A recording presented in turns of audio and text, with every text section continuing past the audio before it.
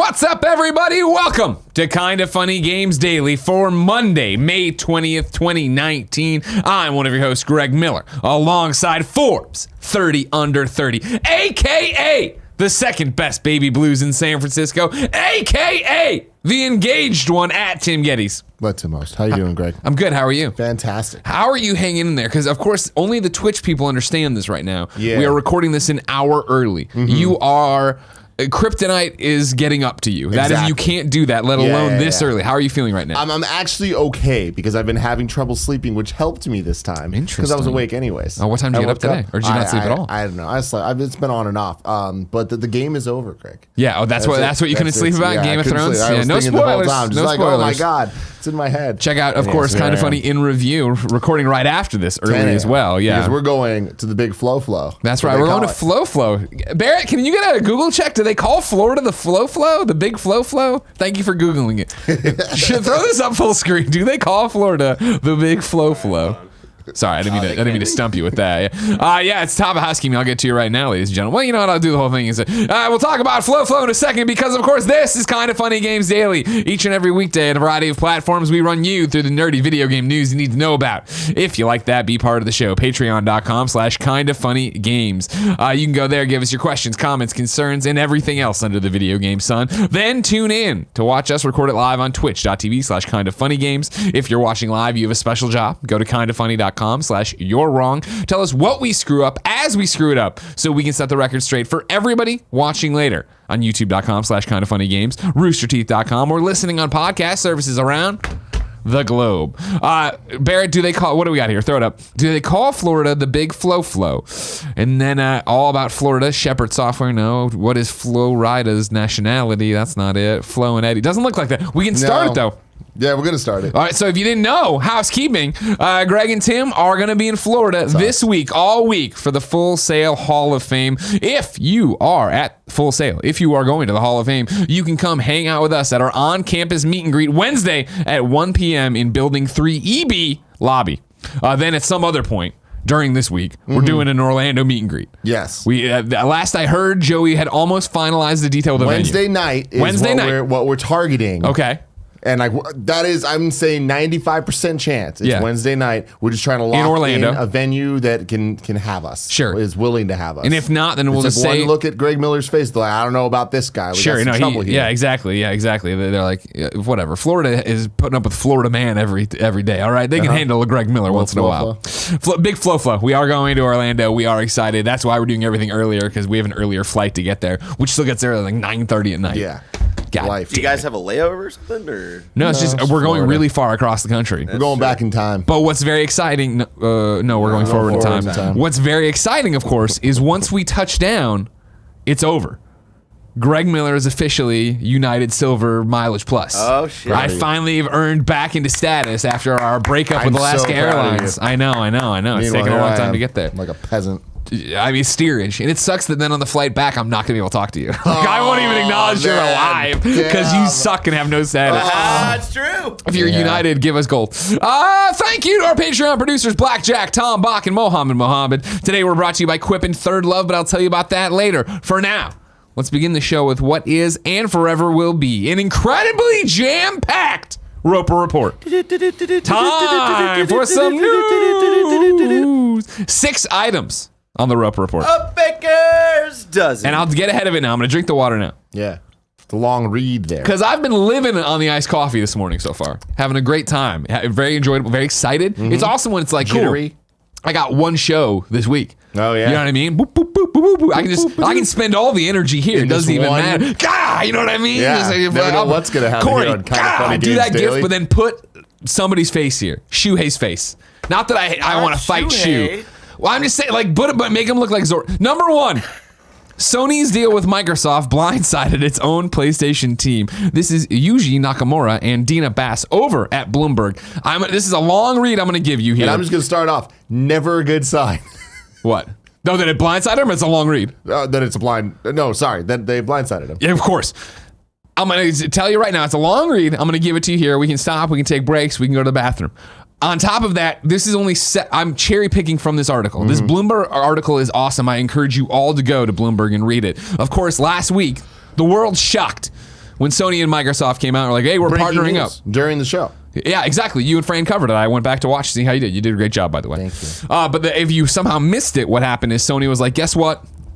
We're going to work with Microsoft for cloud gaming stuff. So basically PlayStation Now or whatever will be able to use the Azure cloud. I know that's not how I'm supposed to say it. Azure. Mm-hmm. If Nick would have let me put up the chalkboard paint, this would have been really helpful, but he doesn't do it. I highly doubt that. Well, you know what? Nick sucks. And everybody knows that KFAF sucks. Let's get started.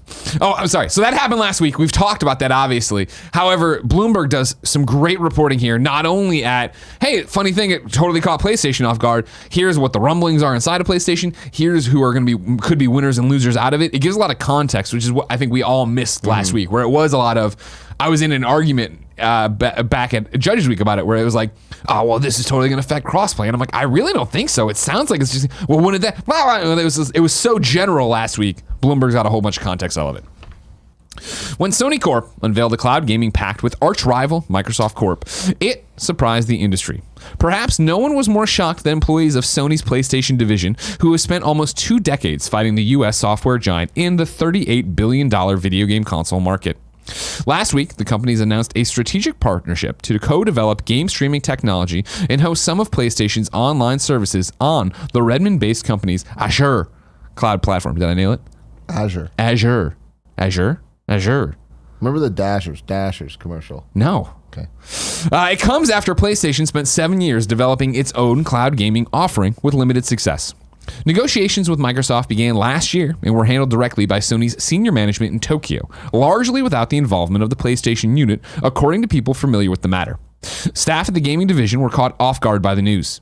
Managers had to calm workers and assure them that plans for the company's next-generation console weren't affected, said the people, asking not to be identified discussing private matters. That difficult moment is part of a painful lesson that Sony and many other technology companies are facing as the world's leading cloud computing providers become more powerful. If you aren't spending billions of dollars a year on data centers, servers, and network gear, you can't keep up. Faster internet speeds are starting to allow games to be played remotely without the need for a local machine. That's a threat to PlayStation, which generates a third of Sony's profits. Microsoft's Xbox faces similar risks, but the software giant has the second largest cloud service, so it has a strategic answer. The other leading cloud providers, Google and Amazon.com Inc., are building their own cloud gaming services. Realizing that his homegrown cloud service isn't going to cut it, Sony Chief Executive Officer Kenichiro Yoshida is being forced to collaborate rather than confront his old gaming nemesis.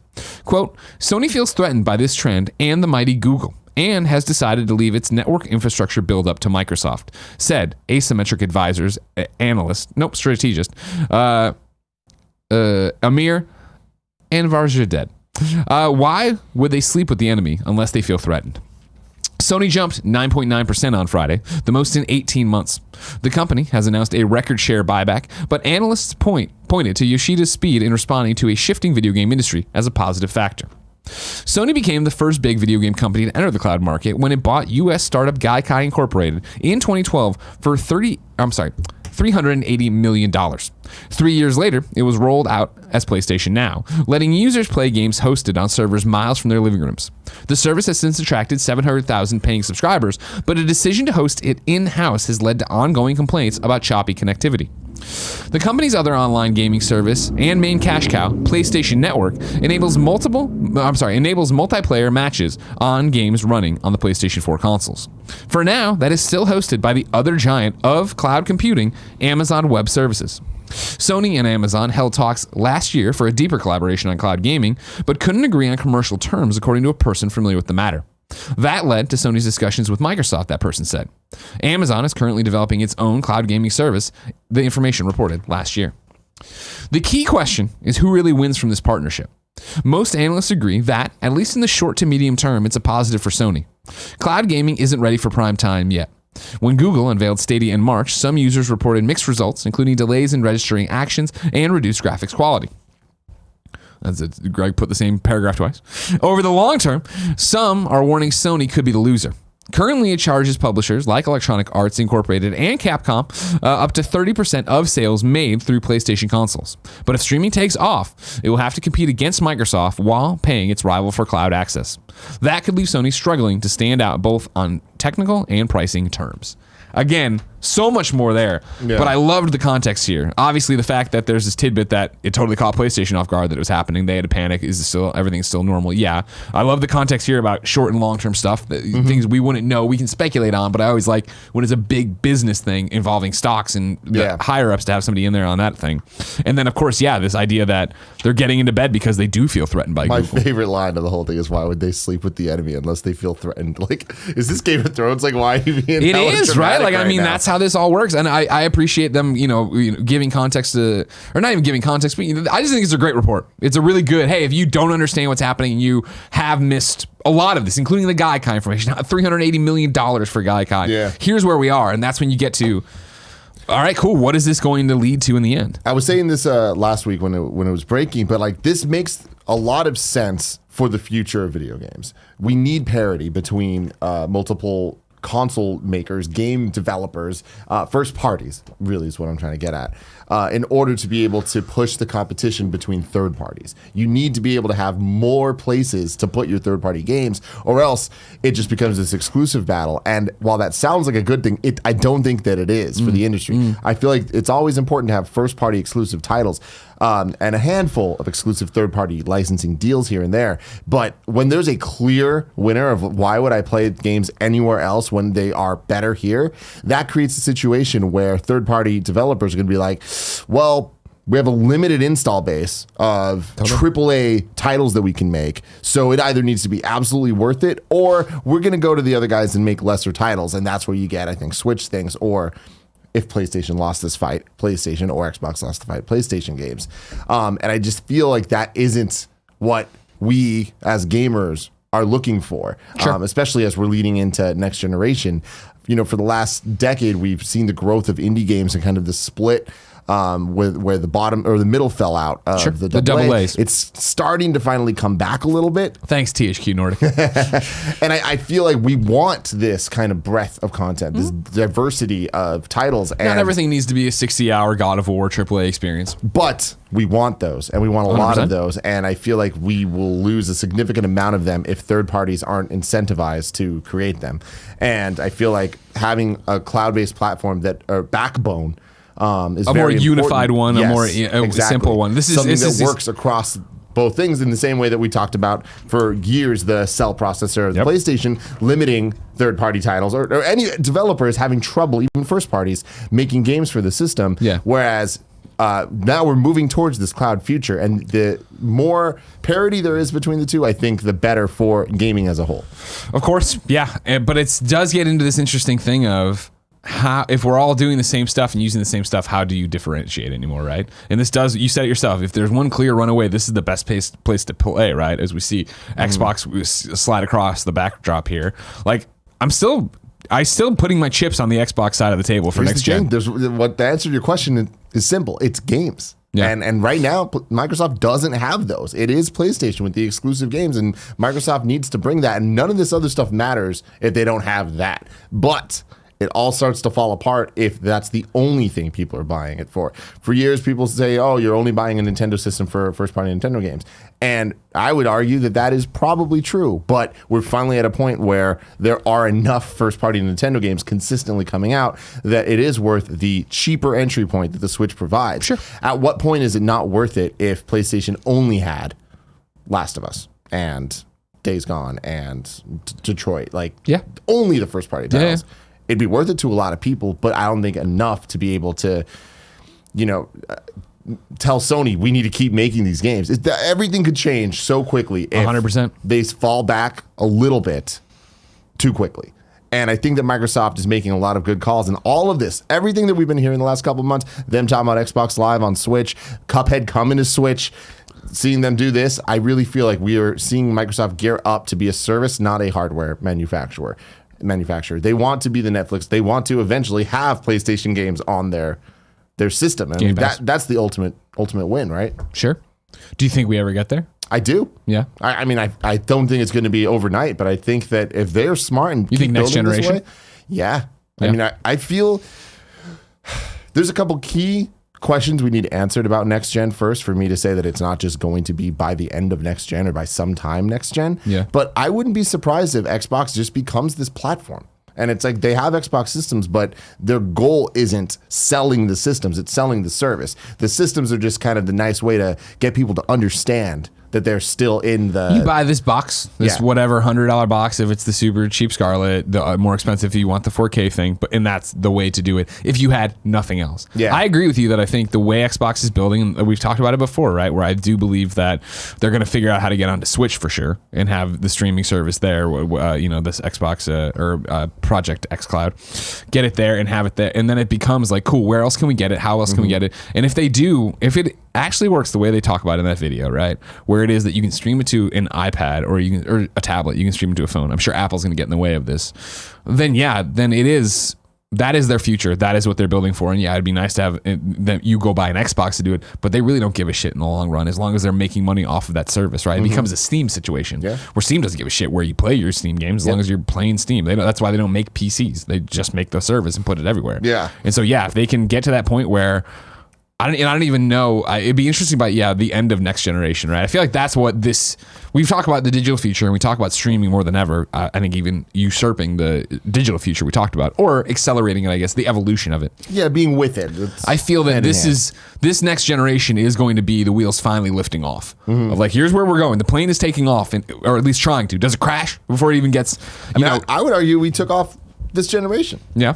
I mean, like, look at the percentage sales of digital titles. Sure, fair. I just mean getting into a real situation where I think at the end of the next generation, or closing in, we'll know more. We're going to know what Microsoft's doing. We're going to know what's happening. We're further along though than that, because when we look at this generation of games going on compared to the last generation where online gaming was then compared to where online gaming is now. Right. And we look at where we're at now with where Xbox Games Pass is already. Yeah. I feel like you're right. It's going to be a much quicker acceleration to get up there. And there is just a lot of infrastructure questions that need to be answered. And it sounds like Azure is one of the things that's it's going to answer them, Yeah. Is that answer good enough? I'm going to imagine it is. Oh, God, I hope so. Right. I've said this before, and I know I'm beating a dead horse on it, but we're getting ready to go to Florida today, right? In my backpack's the PlayStation 4 and the game screen, and my iPad.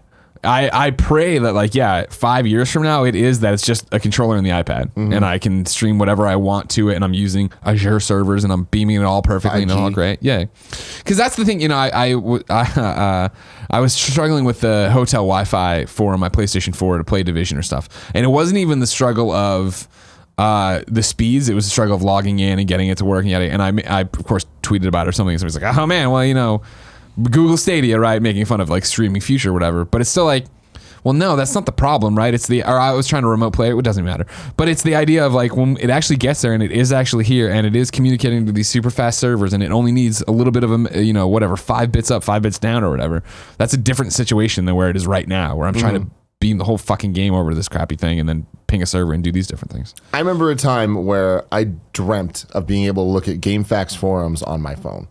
And I had a flip phone that had internet and you could go, but it was really shitty and bad. And here we are now where I can watch 1080p videos on YouTube within seconds, movies, anything that I want, right?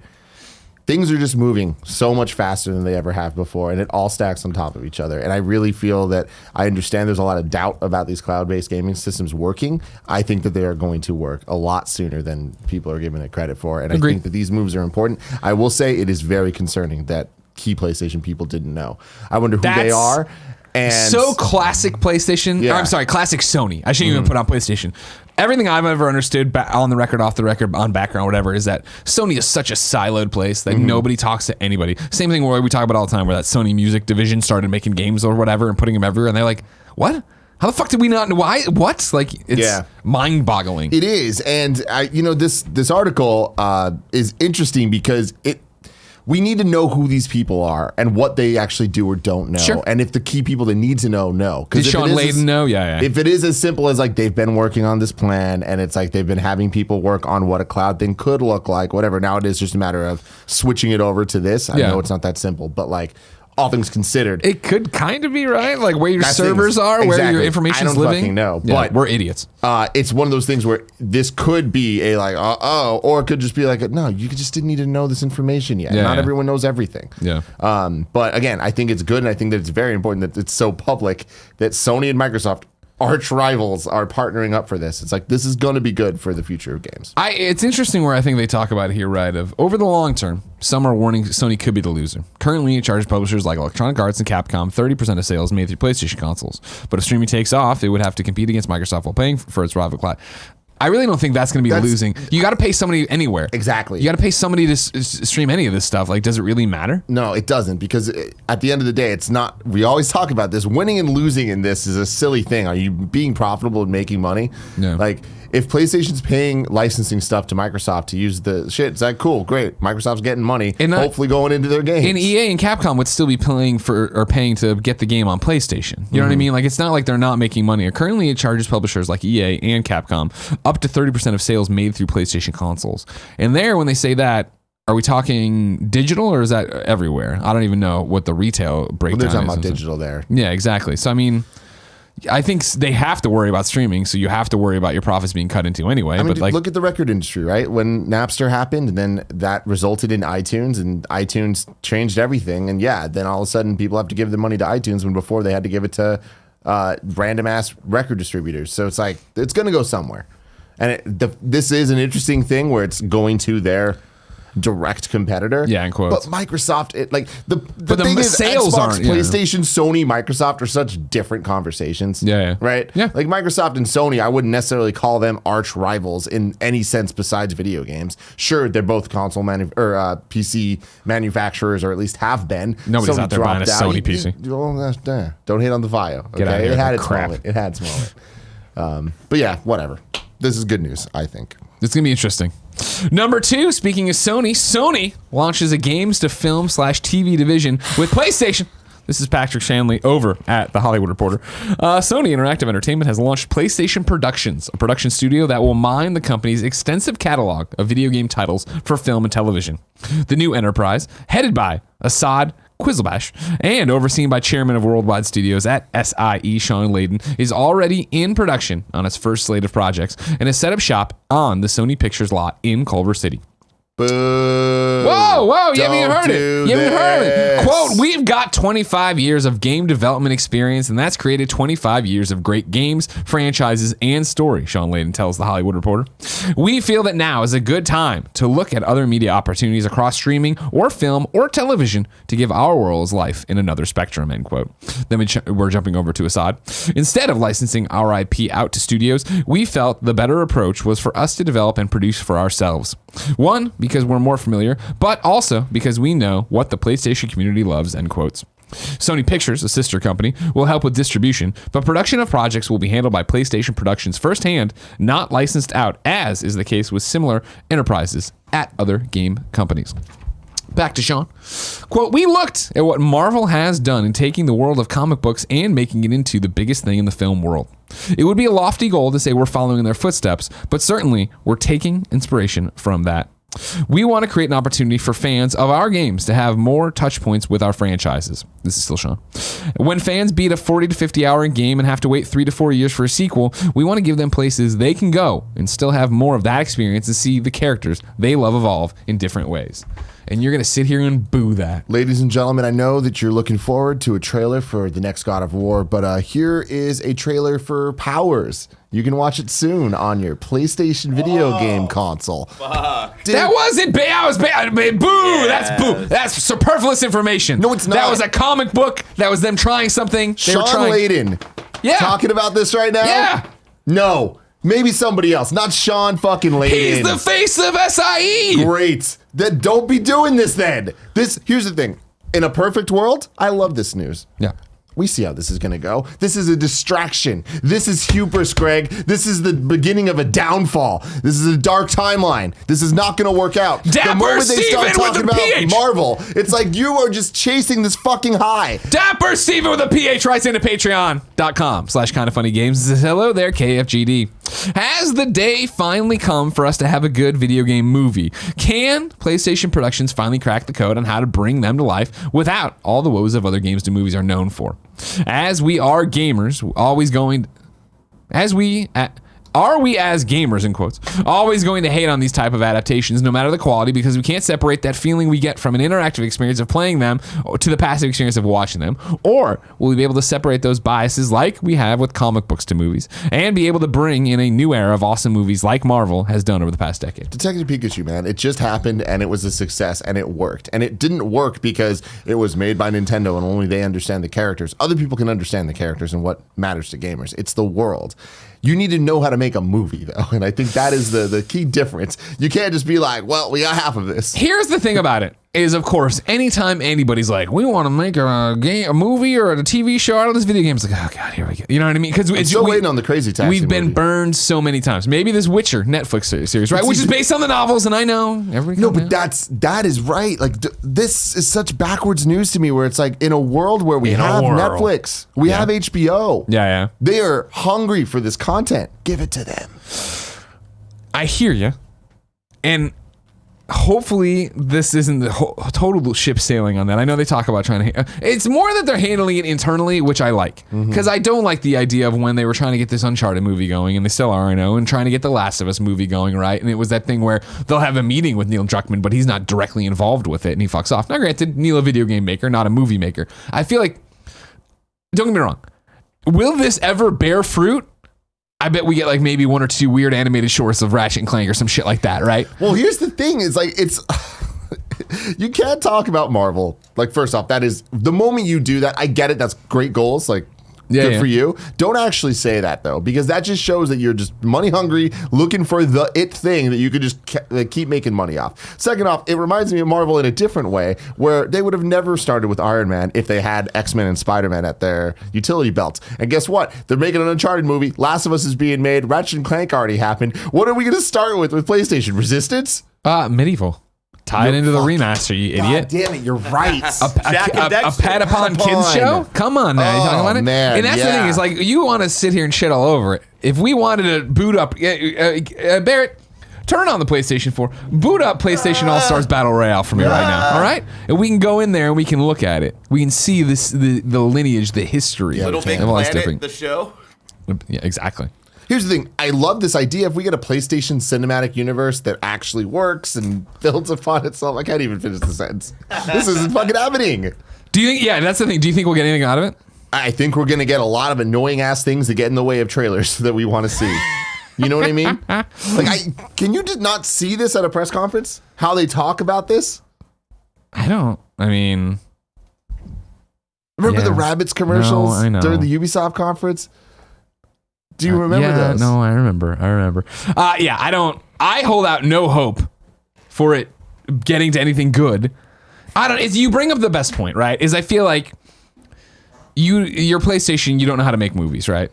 So like, why get involved with that? I still think when you look at Marvel games, that was one of my favorite thing, right? In terms of when they announced Marvel games, right? It was that, cool, we're not building an in-house development team. We're building a team of people who know how to make games and then partnering with studios that make great games. Exactly. That's what it is. That is the opposite of this. That's Marvel Studios being like, we make movies and it's working. We want to make games, but we don't do that. Let's partner with the right people. This sounds like the opposite. Having said that, Sony does have film divisions. Yeah, well, yeah. The film division. So Sony Pictures, the sister company, will help with distribution, but production of the projects is handled by PlayStation Productions firsthand. Okay, so then, not licensed out, as is the case with the case with similar enterprises at other game companies. Cool. So it does sound like they're going to try to do it all in house, which doesn't. It sounds like it's going to take 5 years to spin up a studio that can do this stuff. Now I haven't seen it yet. They did just make Raising Kratos, the documentary. That's a great point. It's really good. Yeah, and that might have been a kind of like test bed situation here. Sure.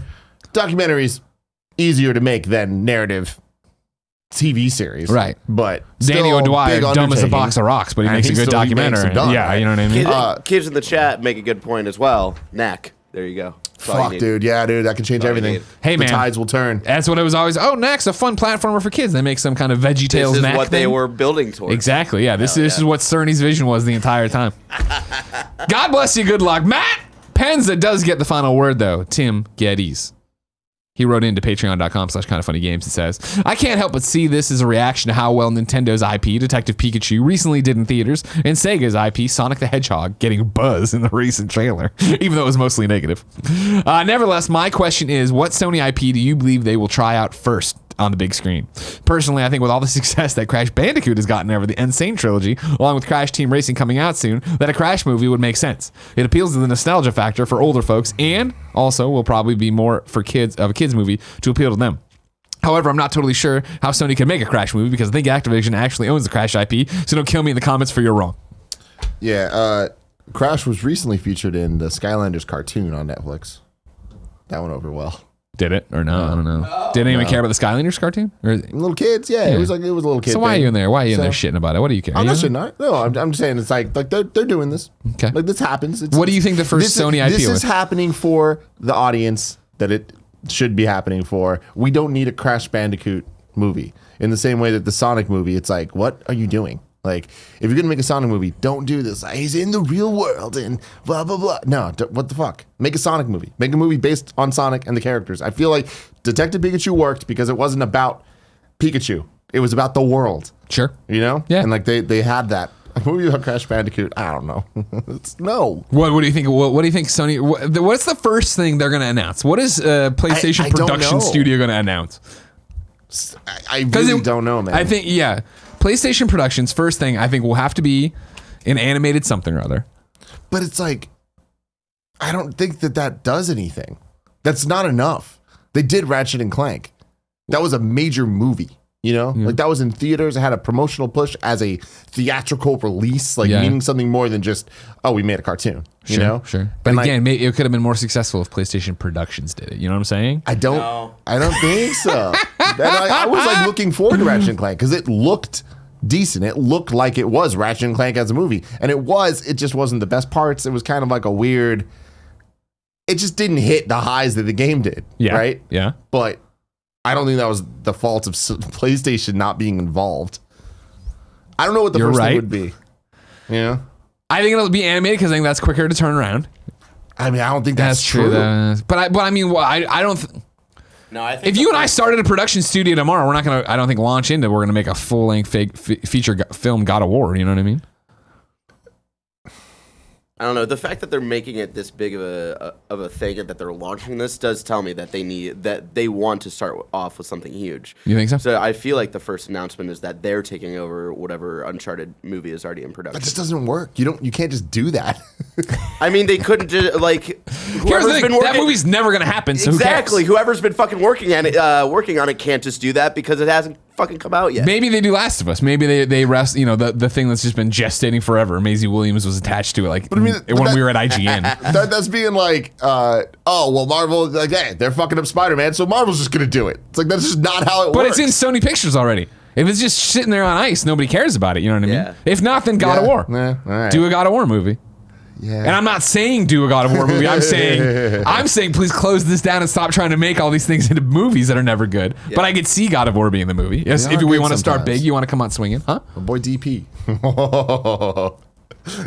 I have no idea. They are Pikachu. they are good sometimes. My boy DP. Like what? Double penetration. I thought Deadpool. I was like, what? Oh, what all point right. are you trying to make? Well, there you go. It all We'll works. see, ladies and gentlemen. Keep holding your breath for all these movies that get announced and never fucking go anywhere. Number 3, Tim. Would you be shocked to know the Switch has outsold the PlayStation 4 in Japan for lifetime sales? I would not because we covered this on Friday. Everybody, Exciting go listen to news. Friday. Wait, Fridays? No, yeah, I was on Friday's episode, so Thursday's Thursday. episode? Really? All right, well, there you go then. Listen to Thursday's episode. Fran talk I thought I was about finally clear of it. My apologies. Number 4. Is there Call of Duty Turmoil? This is from Jason Schreier over at Kotaku, who reports next year's Call of Duty has gone through a major upheaval as publisher Activision informed developers this week that studios Raven and Sledgehammer, which had until now led the project, will no longer be in charge. Instead, according to 3 people familiar with the goings-ons at the companies, Treyarch will lead development on a new Black Ops for 2020. It's a significant shift for Activision's massive first-person shooter franchise, which is one of the most lucrative video game series on the planet. Every fall for the past 15 years, Activision has put out a new Call of Duty game supported by a stable of different developers who rotated duties as required. Since 2012, Activision has followed a 3-year cycle for its 3 lead studios, Infinity Ward, Treyarch, and Sledgehammer. For 2020, Activision had originally switched things up, assigning the Wisconsin-based support studio Raven to take a leadership role alongside Sledgehammer to make a Call of Duty game set in the Cold War, parentheses likely involving Vietnam. As of very recently, that's changed. Now, Treyarch, based in based in Santa Monica, California, is in charge of leading Call of Duty Black Ops 5 for 2020.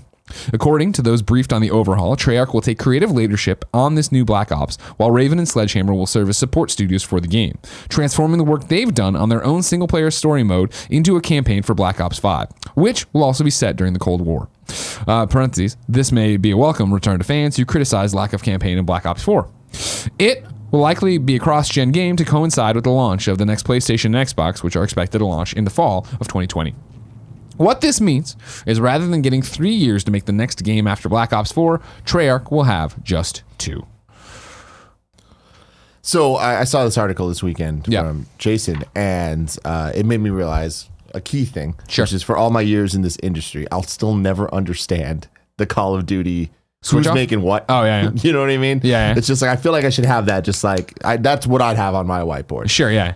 This information is interesting that they'd be breaking the chain of how they've normally done it. And then shortening some development cycle. Shortening development cycle, but it also kind of sounds like if Sledgehammer's then going to be handling the single player that they've been working on, this is giving Treyarch 2 years to make just multiplayer, right? Instead of 3. Well, now Treyarch is in this thing would be coming. They're coming into it brand new and taking over where it was. They weren't involved ever with it in terms of what's supposed to be the Black Ops for 2020. So Treyarch made last year's, right? That was Black Ops 4. That Correct. was multiplayer only. Right. Then Infinity Ward is going to be the next one, which, as Jason points out, and this is just probably going to be another Modern Warfare. And then the next one would be Sledgehammer back on from doing World War II. World War II, right? Call of Duty Yes, WW2. but so now it is looking like instead of that, it's going to be Black Ops 5 with a single player mode made by Sledgehammer. Yeah. And multiplayer made by the same people, same team that just made Black Ops 4. Right. That came out last year. Now you're getting into the weeds here. We need a flow chart to figure out what you're talking about. I mean, I'm right about what I'm saying. But, so yeah, it's like it is less development time, but I also feel like they're going to significantly work off of what they have from Right, because according to those briefs, Treyarch will take creative leadership. What the hell's going on in the other room?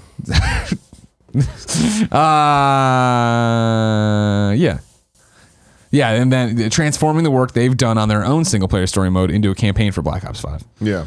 So it's like now Treyarch, see, it's creative leadership. So it's like Treyarch, according to this, what's happening is Treyarch's coming in saying, all right, cool, here's what we're actually going to do. And then taking what you already have and merging it into their own thing. Mm-hmm. So yeah, it's not like Treyarch will take creative leadership on this new Black Ops, while Raven and Sledgehammer will serve as support studios for the game, transforming the work they've done on their own single player story into a campaign for Black Ops 5. Yeah. Yeah. Yeah. And it being cross-gen is interesting too. Of course. That's just like Ghosts was back in the day. Yeah, but I mean that, is just more evidence leading to a fall 2020 release for the next-gen consoles. Yeah. It's a weird, complicated story. And it's all based on rumor and speculation, obviously. Jason's, sources on the inside. Yeah. I mean, I wonder what this means. Why? There's multiple things. One could be the decline in sales in Call of Duty that still are astronomical and ridiculous, just not on the same track they used to be. And on top of that, all the kind of creative shakeups that were happening with Sledgehammer the last couple of years. Because wasn't it last year that the top dudes left?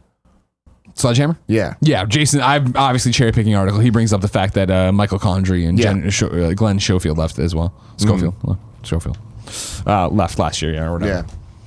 Interesting. It is. It's one of those things. It's a Call of Duty thing. It's just an interesting rumble or interesting rumor at that point, honestly. It's interesting to me because it's like, all right, so what are the learnings here? What are the findings where it seems like they're like, oh shit, we fucked up not having single player, but it also kind of just feels like they're just grasping at whatever. Like, just put single player of this, multiplayer of that, we'll just put them together. And that's what. And that's an interesting wrinkle to it too, where you're talking about how this may it came made for Black Ops 5, which may be said during the Cold War.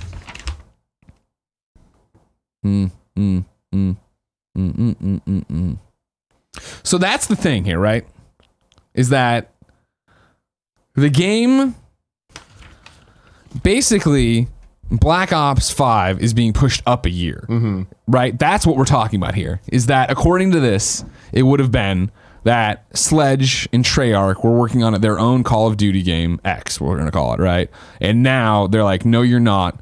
We're going to have Treyarch come in and take their Black Ops 5 and apply it to this and take that vision towards the future on this. So it sounds like two games are becoming one, those two games being multiplayer and single player. Interesting. You're right, yeah. Because it's staying away from talking about it in terms of a multiplayer focus. But that doesn't surprise... I guess it does surprise me. Because I felt like it was an interesting idea to have everybody have their own little thing, right? You have your own little niche. And where it was like, all right, cool, Black Ops is an established brand. It's going to look like this. Now it's multiplayer. If that worked out well for 4, 5 will go on that same track, right? Sledgehammer just did World War II, right? Are they going to continue being the past one? Infinity Ward is going to be the modern one, right? The one that's happening in current times with their crazy timeline and stuff like that. They did Ghost, right? So Ghost, Modern Warfare, Advanced Warfare. Infinite Warfare. No, they didn't do Advanced. They did Infinite, right? Yeah. This is what I'm talking about. See, I don't know. No, we're not Call of Duty guys. Yeah. Sorry. Yeah, I know how they'll switch off, keeping up. Jason had it in his article. Nice little rundown of it. Here we go. The bigger question to me is, what does this mean for Call of Duty? Are we seeing the Assassin's Creedization of Call of Duty? Are they going to stop being annual? Is this the stopgap where they're like, hey, you think they push Black Ops 5 up to then push out? Yeah. I don't know. Mayhaps. Here we go. So let's just go through it just so we have the record straight. 2012, Treyarch, Black Ops 2. 2013, Infinity Ward, Ghost. 2014, Sledgehammer, Advanced Warfare. 2015, Treyarch, Black Ops 3. 2016, Infinity Ward, Infinite Warfare. 2017, Sledgehammer, World War II. 2018, Black Ops 3. 2019, now, according to Jason, Infinity Ward. 2019, Infinity Ward, and then Jason has unannounced, but at this point, it's basically an open secret that it's a new Modern Warfare. Cool. Just want to say all that. Ron, though, wrote in to patreon.com/kindoffunnygames and says, the Kotaku report on Call of Duty mentioned Black Ops 4's declining numbers. And do you think the over-monetization may be the case? In every other multiplayer game, players get free content supported by loot boxes, skins, etc. But Call of Duty has all that while still requiring the purchase of a season pass for any new maps.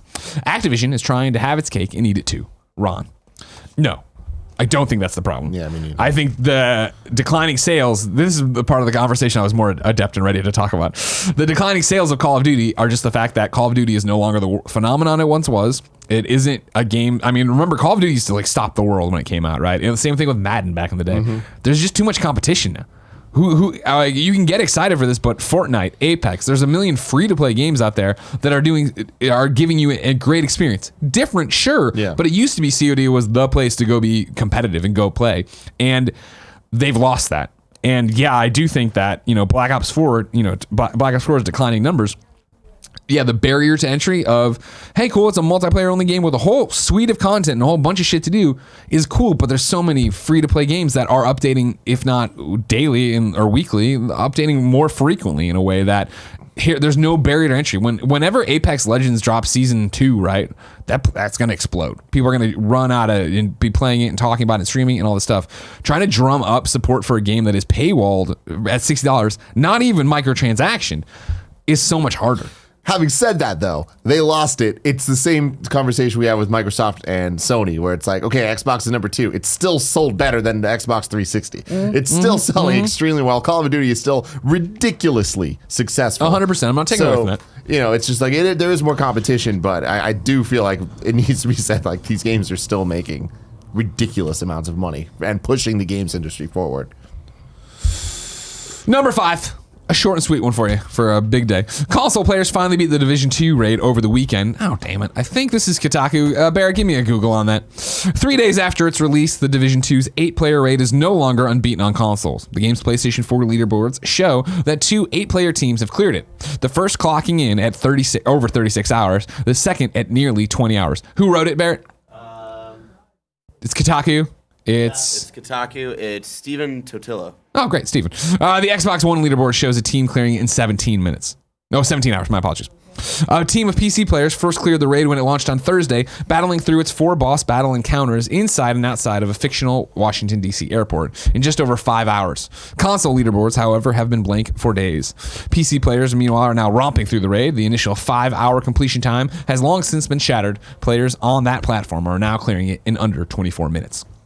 Just an update to that. If you listen to the Gamescast that we recorded last week, now available everywhere, we ended with a bunch of Division 2 raid talk, as we were like, hey, we're going to play it tonight.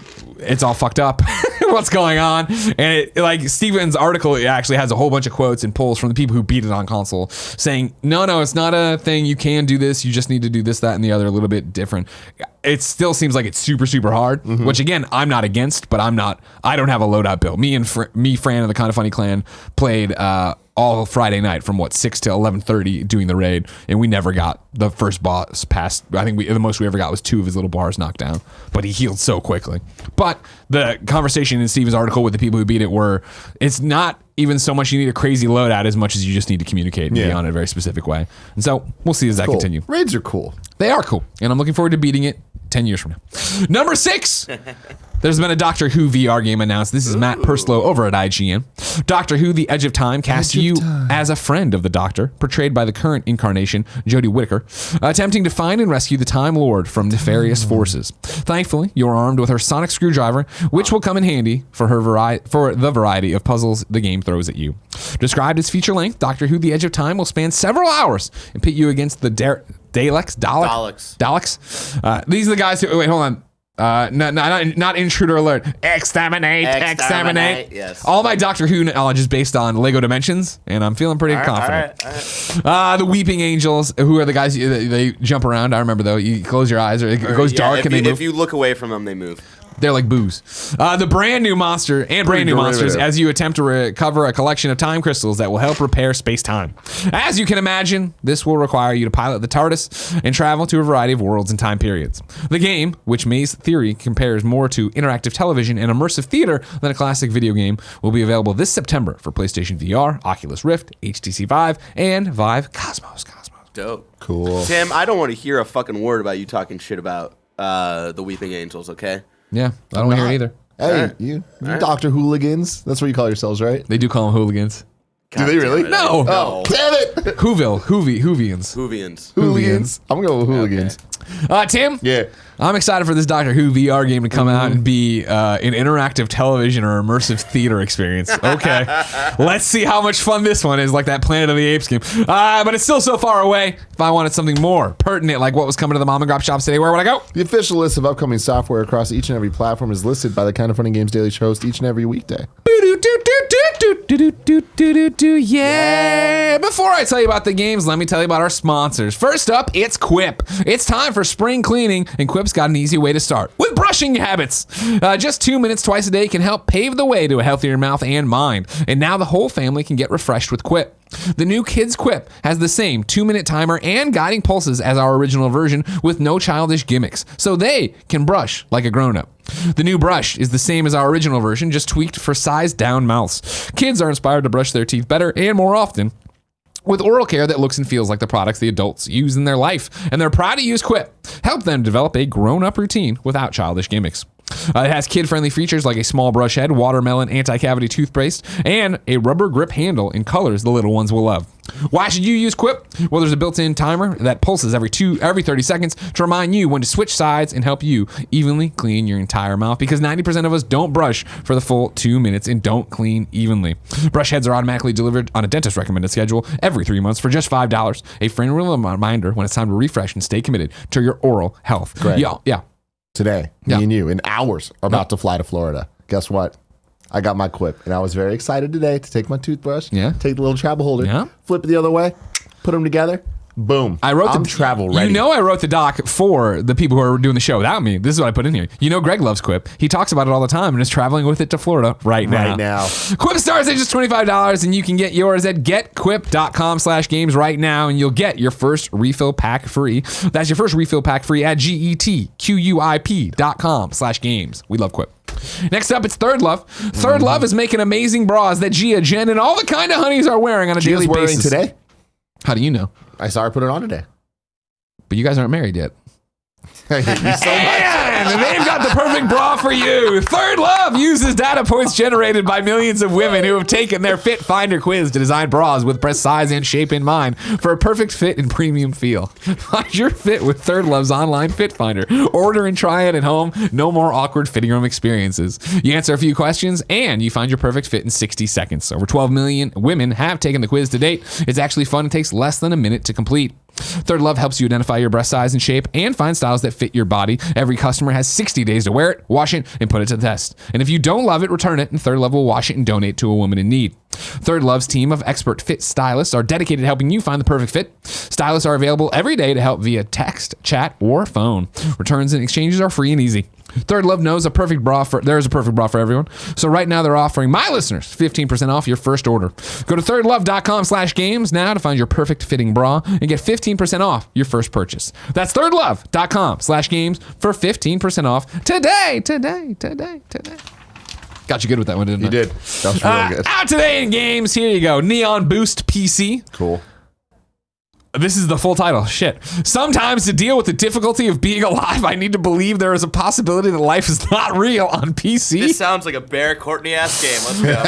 Find me a trailer. They came from the sky on PC, Skywalk on PC, Badland Caravan on PC, Beetle Elf on PC, Incredible Dracula 3, Family Secret on PC. Max, throw it up. Throw it up, Barrett.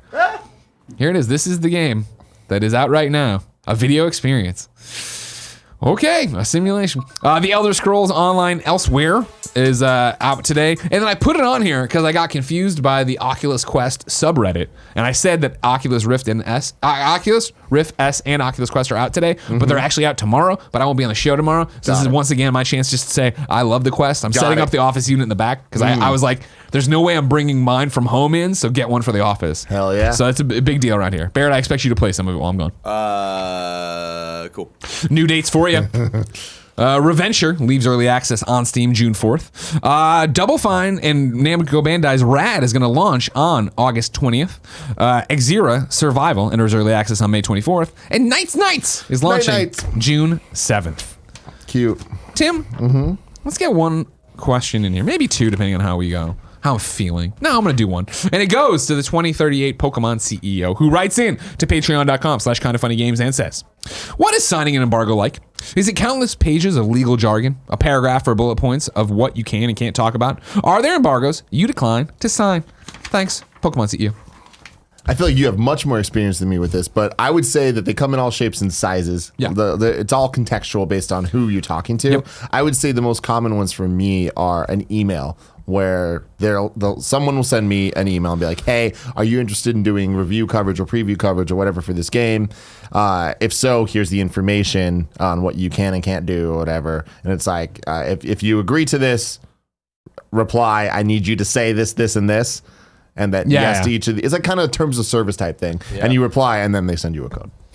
Yeah, for codes, it's super simple. It is usually like email acts as a documentation. So it is just like, hey, you want this code? You got to agree to this embargo. Or if I'll give you this information about the game I'm trying to get you, but you have to give me this embargo. Sure. When you go to a Judges Week or whatever, it's way more boilerplate of like, here's like, a front and back document that you sign. That's basically, you just look at the date. You always just look at the date. Yeah, it's usually there's a date. You sign your name. They usually ask like what outlet you're for and what position you have. And that's all that they need. And it's that thing of they're there, and it's all an honor system for the most part. You know, when IGN or when at IGN or even here, when we fuck something up and publish the thing an hour early or a day before, I'm sure there's jargon in there that could take us to court. But I think everybody knows in this industry that it's not done maliciously. If it was done maliciously, it'd be a different story. But it's fine. Everybody's fine with it. You know what I mean? Nobody wants to fuck over their peers, let alone the people who are making these games, let alone the companies that are helping you see them and stuff to that effect. Yeah. So it's different for everything. Usually not for me. Most of the time, it is just hey, I want to give you this. You agree to this thing? Yep. Okay, cool. You write back. I agree to this. It's the same thing where before PlayStation will send us a code, which has its own embargo, which you'll have to agree to usually. We get the thing of, hey, we're getting ready to send codes for X game. Before we send them, you need to agree that you'll follow the social media guidelines, which is that FTC garbage we always have to do of like, game provided by PlayStation. Yeah. Spoiler alert. I didn't buy it from Walmart 3 weeks early to review it. Son of a bitch. And to be clear, We only think it's bullshit because we have to do it, and like IGN doesn't. And it's like, why? Oh yeah, I don't. I think if anything, we've had this conversation a million times on this show, but to just explain it one more time, I love transparency. Obviously, it's what our whole fucking this shit is built on, right?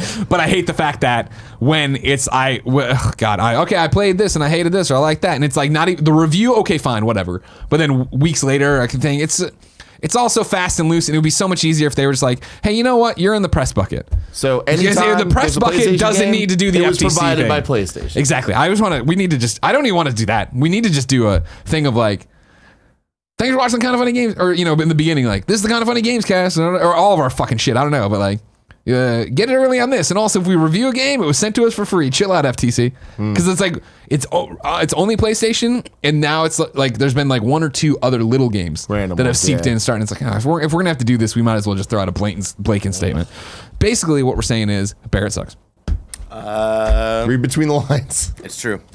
Nobody squatted up today. Remember, if you want to squat up and get your name right here for people to come play games with you, you need to go to patreon.com/kindoffunnygames. The problem is I was off all last week for the most part. So like, I don't know what squat ups got read, and it's all coming together fast, and we had to go to Florida today. Quite the Frandria week.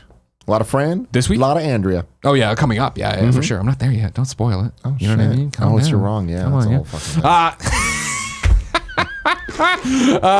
so yeah, squat up with each other, have some fun. If you're in Florida, come squat up with us. Remember, the meet and greet at Full Sail Hall of Fame is Wednesday, 1 p.m. in Building 3EB's lobby. And then sometime Wednesday night, off-campus Orlando meet and greet. Y'all better fucking be there. I have it on good authority. Come to Florida. Mario Not Bros will be there. I saw somebody call him out because he's like, I don't know if I'll make the drive. And they're like, motherfucker, you have a tattoo. Get in the car. He's like, got it. He's coming. kindoffunny.com/you're wrong is where we ask the people who are watching live to go to correct us on all the things we screw up so we can set the record straight. For everybody watching later on youtube.com/kindoffunnygames, roosterteeth.com, and listening on podcast services around the globe. Nanobiologist is all over it today, so let's get through some of his. The Raising Kratos documentary was made by Santa Monica Studios and produced by PlayStation, not made by PlayStation, as you talked about on the movie discussion. Dope. Nanobiologist again. Black Ops 5 is actually being pushed up by 2 years. If the cycle continues, it would have come out in 2021. Sledgehammer made Advanced Warfare. I think we cleared that up, but I don't understand. Nope. Nanobiologist corrects himself. I misunderstood the article and what you're talking about. Disregard the Black Ops thing. Let's ignore all of that. Everybody, we're just ignoring it. Don't worry about it. Blackjack pops up and said, Tim said the Xbox One is outselling the 360 as of now, 16 months on the market. The Xbox One X has sold 39.51 million units, while its predecessor, the Xbox 360, sold 44.77 million units. There you go. Nanobiologist says Doctor Who fans are called Whovians. I thought I was making that up. That's very real. I crushed it, huh? They're from Whoville. They come from... Horton here's a Whovian. He's talking about a TARDIS.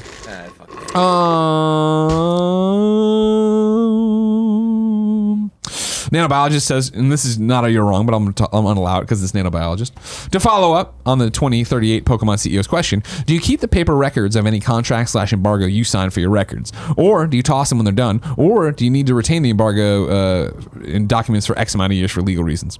When I sign them at an event, I just fucking toss them back at the PR person, see you later, and I walk away. Yeah, twerp. Yeah. I was looking for an insult, and I was like, I'm not going to reach because I love all the people. To give context for my side as well, because I played a bunch of games at IGN. Like, there would be some ones that like I would have to keep because they were so complicated. Of like, you're allowed to on this day at 5 a.m. Oh, it sounds like a Rockstar embargo. no, it's Anytime not. You get one other guess though. Anytime I get a Nintendo game for review, I need to keep that one, or at least keep the email, because it's a lot of things of like, during the review, you can talk about the first third and the last third, but don't talk about the second third. There's After a lot. This boss, there's this thing. That's blah, the blah, thing blah. where they're like, there's a little bit of a difference there in terms of what we're all talking about, right? When it's just the date, no, fine, don't worry about it. I write in my notes or whatever. When we sign something through email, it's always there, so I don't delete an email. Don't worry about it. But then, when it is like a PlayStation first party, there's always the spoiler guidelines at the back. Of like, PlayStation and Nintendo are real deep with the stuff, which is good. I mean, in terms of at least we know what we can. You can and can't start talk streaming about. this day, but you can only play through this chapter. But when this happens, or this guy says that, it's like that kind of shit is embargoed, but it's also very clear instructions. I think more than even an embargo. Yeah. Ladies and gentlemen, Tim and I are going to sunny Florida, America's wang. Again, come hang out with us. Here's the rundown of hosts for the rest of the week. Tuesday, Fran and Andrea. Wednesday, Andrea and Witta. Thursday, Fran and Andrea. Friday, Fran in Snowbike. SBM. Boo, boo, boo, boo. If you didn't know, this has been Kind of Funny Games daily, each and every weekday on a variety of platforms. We run through YouTube.com, Patreon.com. You go there, you put Kind of Funny Games in there, you find us. Everybody's like, hey, there we are. Neat, cool. If you like that, like the shows, go over there, go to Kevin's Twitter, say, hey, Kev, how you doing, man? Give him a hashtag, beep boop, and have a good time, all right? Ladies and gentlemen, until next time, it's been our pleasure to serve you.